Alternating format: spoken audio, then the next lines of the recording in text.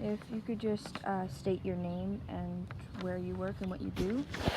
Okay, my name is Jessie and I'm the office manager at Animals as Natural Therapy.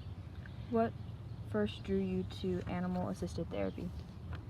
Well, I majored in a field called therapeutic recreation, and so I'm really drawn to things that help people that aren't traditional medicine, and so I love animals, and I thought that was a really perfect combination.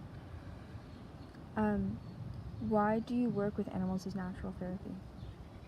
I have actually known the director my whole life, Sonia, but I first came here as an intern because I really wanted to understand more what it meant to use animals as really powerful healing tools, and I got a really cool glimpse at what that was as an intern. And so when they offered me a job as the office manager, I took it because I get to do so much more, and I don't just work in the office, I also work with teen girls in drug and alcohol recovery, and so I get to work out on the farm and work with the animals as well as doing paperwork and answering phones, and it's really, really meaningful to see how animals can save a kid's life or change it in a huge way. What do you feel is one of AAT's greatest benefits?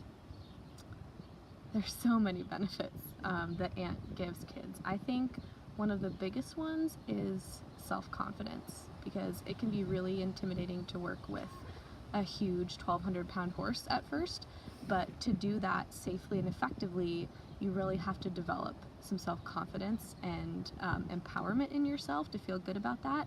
And so working with animals that really inherently empower you helps build that self-confidence, and so kids get to come away feeling better and stronger about themselves.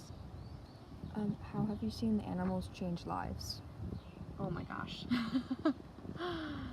The animals at ANT literally change people's lives every single day. Kids who maybe don't know how to communicate their feelings can suddenly be able to talk with their parents more impactfully, or kids who really needed some tools to regulate their emotions now have those tools, and they can actually participate in class instead of being sent home or suspended for, behavior issues. Some of the girls that I work with who are in drug and alcohol recovery, they get to learn that they have value and that they're worth something, and that they can really be important members of society, and that they can forgive themselves for their past and really move forward and be healthy. Yeah. How long have you worked with animals as natural therapy? I've been here about 6 months now, maybe a little bit more, but I've been involved almost my whole life. I used to go to summer camps here and help out. So yeah, it's been a long time. What is your favorite animal for therapy? Oh my gosh. I don't know that I could pick a favorite. We have so many animals here. We have horses, mini horses, a llama, goats, chickens, dogs, and bunnies, and they all help people in different ways. I really love chickens because I think they're underappreciated.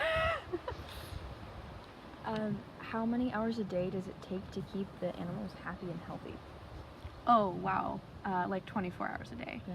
Yeah, we have staff here early in the morning and late at night that do feeding and animal care, and it's not just the horses that we take care of. We have people who take care of our bunnies and our chickens and the goats, and it's a huge staff that sometimes I don't even see some of the staff because they're only here early in the morning and late at night. And so just like we care about the people who come here to get help, we also really care about our animals, and they have personalities and feelings and needs and wants just like people do. So yeah, it's a huge priority.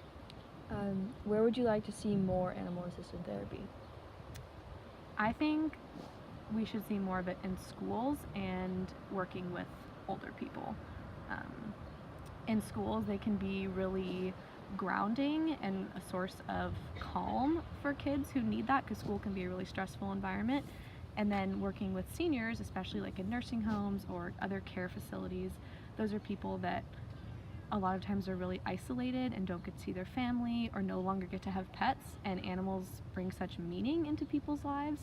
And so we tried it. We actually bring small animals to nursing homes, but we would like to do it more because it makes people happy and it lowers, it lowers stress, and there's real physiological benefits to interacting with animals. Where would you like to see animal therapy in 20 years? Oh, wow. In 20 years, I would like to see animal therapy as a billable service. So that means that insurance would cover it, that if you got a referral for it, you would be covered for it, and that it would be really taken seriously. It is taken seriously in a lot of circles, but it still has a lot of room to grow. Like right now, we can't take insurance. It's just we're not there yet. And there's so many people that could benefit from it, that having it be not standardized but more widely accepted as a therapy, as a form of therapy. That would be my goal, because the people who really need it the most are often the ones who can't afford it. And so, yeah, a billable service would be really amazing.